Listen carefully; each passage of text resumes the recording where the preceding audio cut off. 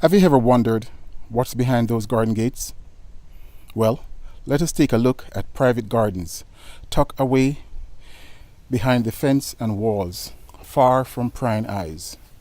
Today, we will fling the gates open and take you behind the garden gates. Hello, welcome again to another installment of Behind the Garden Gates. And today, we're going to go behind the garden gates of Jacqueline.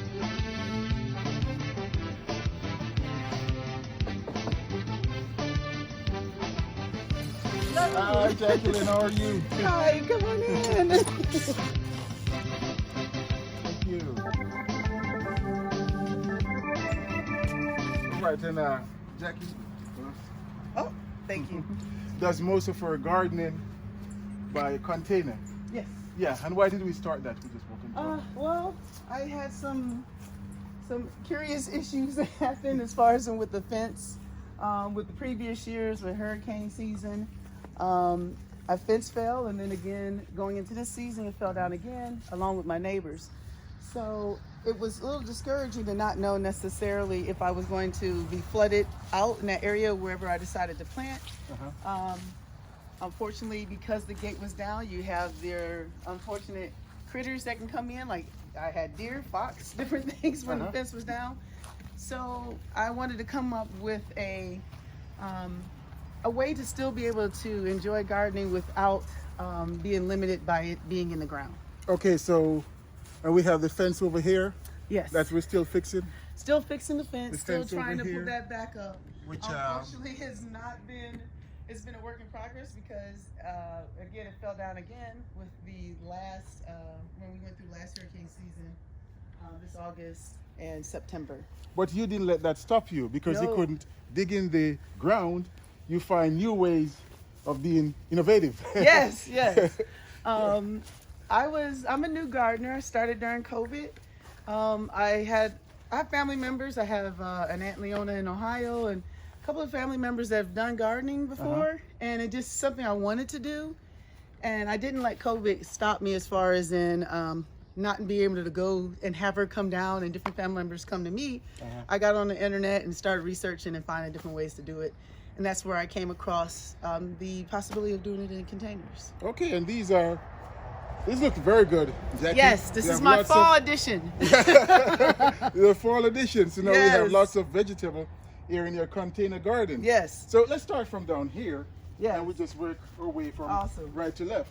So we have some peas. Yes, we have peas and scarlet runner beans. And then any basket, anytime I was able to have a hanging basket, at least for my fall, I wanted to do tons of spinach, any spinach, leafy greens like your kale, mustard greens, anything that you can put in a smaller container that you can do that cutting and come again way. It was still going to be beautiful and flow outside the basket, but you can it's still very much able to be, it looks pretty, but you're eating it as well. It Right. wasn't just for the pretty sake. And I love that with baskets, with my hanging basket, that gives me that opportunity.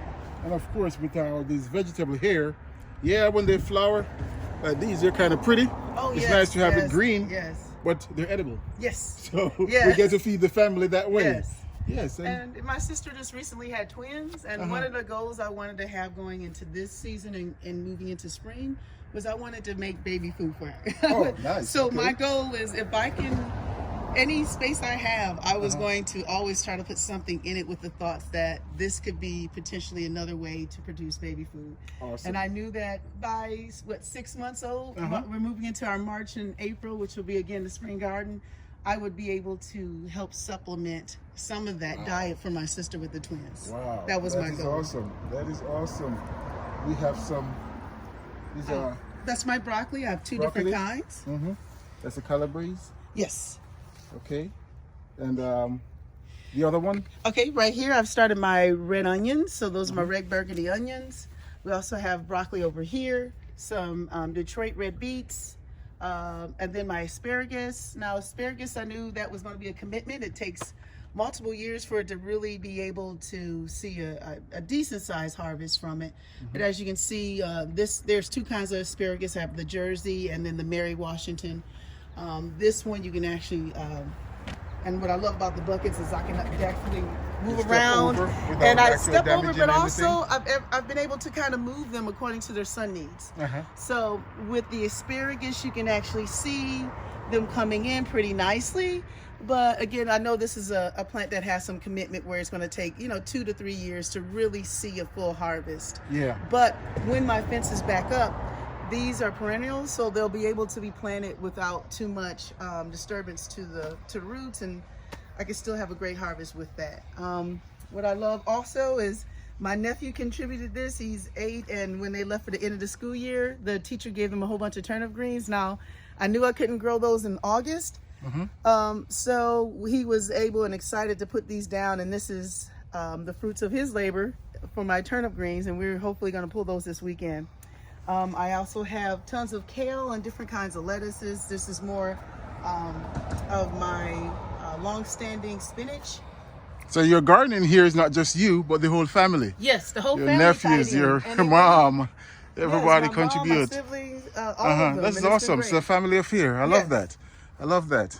Yes, and so I have some Brussels sprouts here. Some of the things I actually started planting, and I didn't think I would. It made me open up my taste buds to different different varieties and different vegetables. So I actually like Brussels sprouts again now. Oh, okay, that's awesome. But we have some Swiss chard, which is again another greens option. So my Swiss chard, moving into my mustard greens. And this mustard green is beautiful. Yes, I recently just harvested some, but this is one of the ones I have left. Yep. I have, and then my swimming pool here. I just have to be creative, and so this was a swimming pool of different kinds of cabbage. I have 3 different kinds of cabbage in there, and well, there's a volunteer butter. Yeah, that's actually lettuce, but it's cool. I love that it's a volunteer jumped in there. I still am going to eat it. So. Of course. And then, we love volunteers. I know. This is my sweet basil, some parsley, and those are things that just kind of came along with the fact that herbs were starting to become scarce during the COVID season, and to be able to have that and dry it really worked nicely for me. Oh, awesome. And you don't just grow them, but you actually use all of them. Yes, Oh, definitely. Man. And it was one of those things, again, it made me start cooking and thinking differently when my cooking.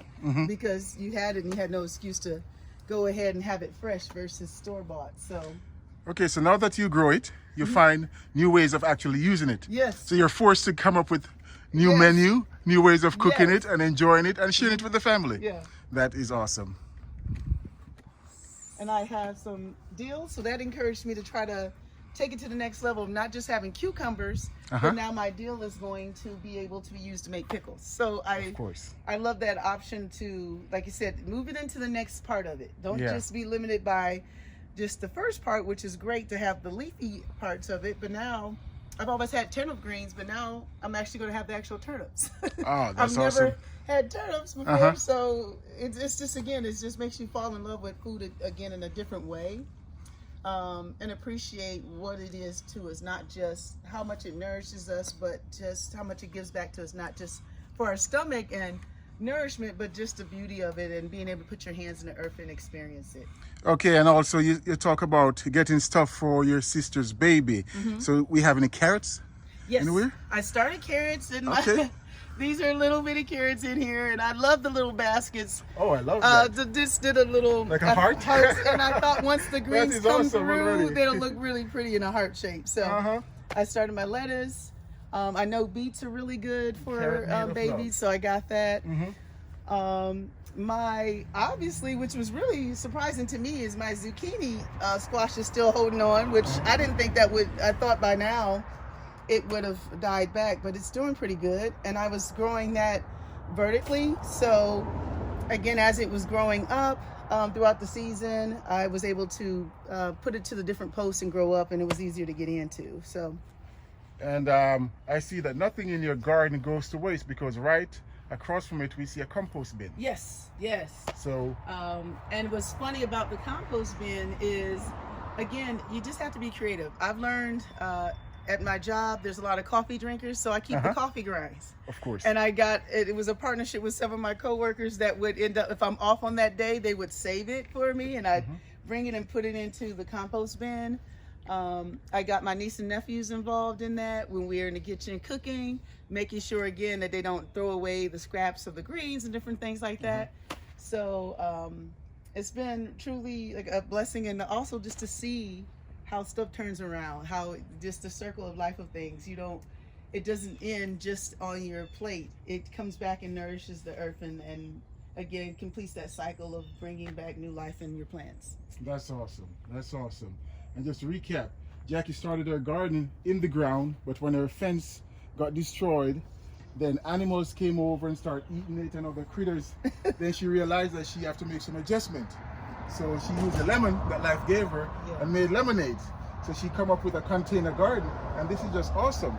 So with a container garden, you can actually get the right soil for everything. Yes. Because now you're not in the ground, battling the clay. Yes. You can get nice soil. It makes gardening easier because you don't have to dig as much. Right, and I can always move it around according to the needs of the sunlight needs and different things of that I've noticed on different plants. I can move it around. So if it's too hot, you can move it in a shady I can put it area. more in a shaded area.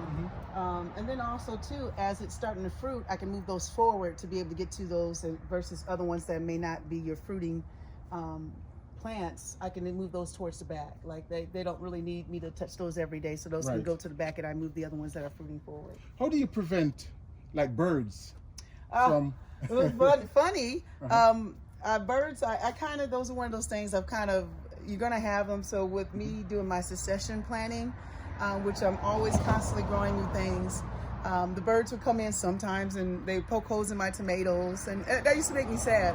But they end up actually helping because they spread the seeds around, and I end up having more tomatoes than I actually could have thought that I would need. So there's different things with that as far as I've learned to kind of know that some of those hassles, or what thought to be hassles, are going to be about, especially with me having trees on my line behind me, they're going to be there. But they were great too because they ate some of the bugs that would be normally, like your caterpillars that would damage my cabbage.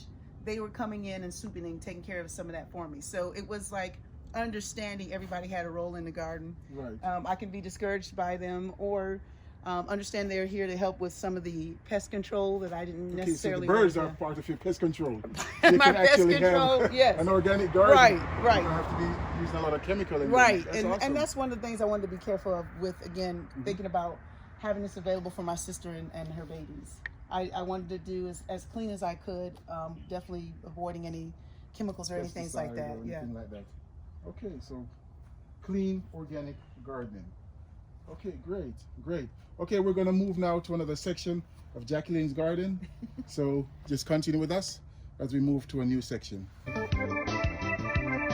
Okay, Jacqueline, I see you have this wheelbarrow filled with plastic container with the head cut off. What do you use these for? Funny you should ask. I use these last couple of days. We've been really dipping down in the temperatures. So I use these as a way to cover up some of my newer plants that haven't had enough time to really fend for themselves against the conditions. So like my Brussels sprouts, like my broccoli, I've been able just to put these over top, and the cold nights, and it acts as a little greenhouse. It's pretty cool to be able to just put that over, secure it, and have it keep that warmth for the evening. And then when I come in the morning, I just water and remove it. But as you can see, the condensation, it also helps with I don't have to water as much. It's keeping a lot of that moisture in there. So I love it. It's just, again, another creative way to just use what you have, and not be necessarily limited by what you think you should be using, what is stereotypically the thoughts of what you should be using in gardening. Again, that lemon theory. Make sure that you just use what you have, and just think outside the box to be able to experience just a garden in its fullness. You don't have to do it the way that everyone else does it, but if you're having fun with it, that's the best part. Having fun with it. Okay, and be creative. Here we have little containers that can be used as greenhouse. Yes. So when the temperature dips at night, so our vegetables doesn't freeze, we cover them and we can protect our plants. Yes. Now that's very creative. I love that. Again, one of the things I was discouraged with, when the fence came down, and how was this going to limit my options for growing, is I wanted to have a tea garden and have it around a fire pit. Well, as I had to move stuff around to make room as they were working on that, I was able to still keep up the stuff for my tea garden. Like this is lemon balm. So that's going to be great to be able to have into your teas. I have peppermint, and I just love rubbing past them to smell that on your clothes as you walk through the day, the peppermint. Just again, having your teas. I have lavender, and this is one of the ones I'm excited about because I want to be able to make an oil for that for my sister's twins, to make it like lavender oil for them in their baths. And I always try to make an opportunity to grow lettuce everywhere. You can't have too much lettuce. So I even was creative in this and used a brown paper bag, double bagged it, and put dirt in it. And with lettuce, it grows pretty, you don't have to do a lot to it. And as we were talking about one of the volunteer plants I got from the birds, I still have tomatoes. I mean, most people, their tomatoes are frozen by now. But this started off as just for my cucumbers. The birds kind of came in here and knocked tomatoes that were on the whole other side of the yard into this basket, and now I still have tomatoes. So you didn't actually plant these tomatoes here? No, that wasn't. That's from that birds was not dropping. Correct. Birds dropping in. They decided for me this was a better place for my tomatoes to be. That is awesome. That is awesome. And now we have not just growing but fruiting. Right. We have beautiful tomatoes. Right. So here in fall we're still getting tomatoes. Amazing. So, Alright, so zucchini going up there. Yeah, so my cucumbers. Yeah. Cucumbers. Okay. So I just feel like this whole thing, I thank you for starting this project of my therapy garden, because it was something I didn't think I would be so rewarded from and experience just so much joy from. So I love it. It's been great to be able to put your hands to the earth and see different things come to pass. Some of them are pretty, some of them are not so pretty, but that's life too, you know. So but you keep moving forward with it. You keep addressing the challenges. And so you use gardening as a part of your therapy to relieve stress, especially during COVID? It's during COVID, working retail, all that. So I love it. It has been truly a blessing to be able to experience that. Okay. And we have over here? Over here, I have some celery. I didn't want to be limited by what I could put in the ground and what, there was never an excuse to let the circumstances of the yard and what different things came about. I went ahead and started some celery, and now I cut that away and add it to soups, or you can add it into when I make chicken salad, all those different things. So I enjoyed that as well. And I try to find, every time I find different ways to incorporate it, it's just so exciting. It's such a challenge.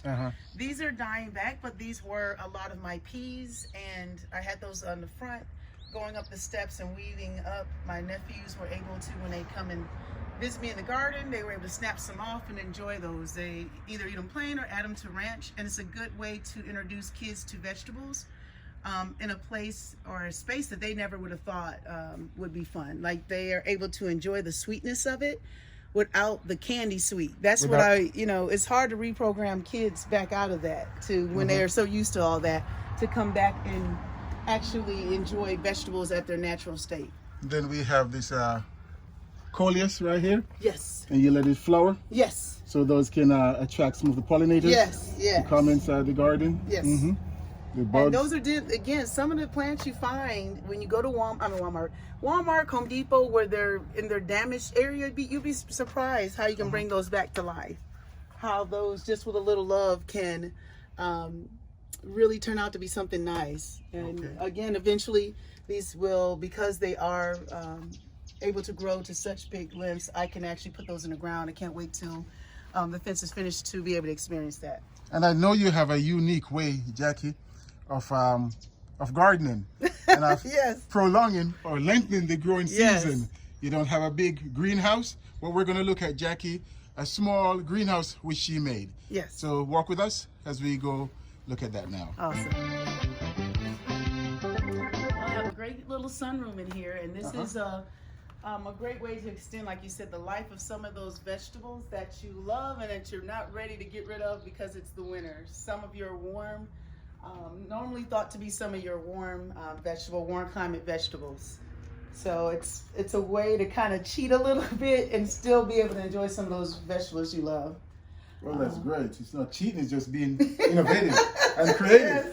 And you find a way to prolong the growing season. So you make your greenhouse right here. I have a little greenhouse. And on here, again, I try to be creative with the containers I use. So these are bell peppers. And all I did was to overwinter them, and then you can look that up online on how to do that. But I cut them back down pretty low to the beginning of almost to the level where it is back to a branch. And then they started to work on more root development instead of fruiting and stressing the plant. So now I'm starting to work that back out, and they're starting to produce some leaves and get back to. So these already bell peppers, yes. You cut them back. You're going to keep them over the winter. Yes. And then they'll produce again next year. Correct. And I've done that with this one in particular already. I've done that. And then these here are my peppers. I have jalapenos. I have Anaheim and banana peppers. Those, as you can see, I did the same. Cut them all the way back down, and they are starting to flower again.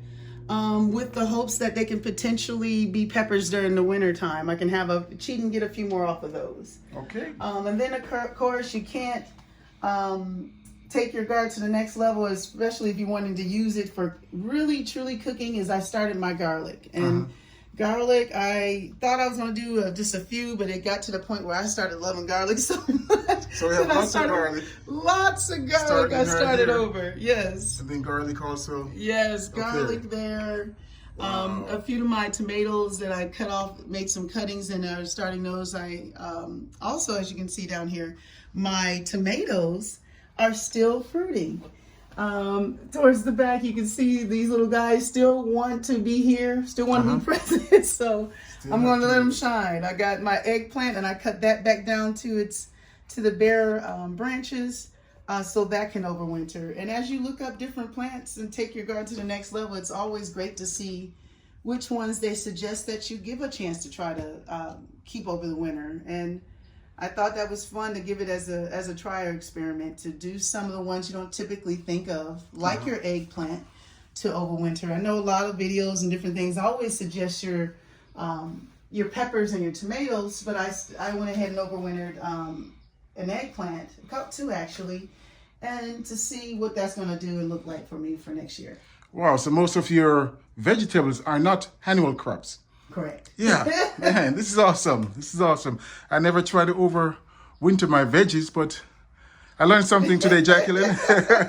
I will definitely try to make. For me to repeat. That's Alexis. Alexis thought that was cool too, so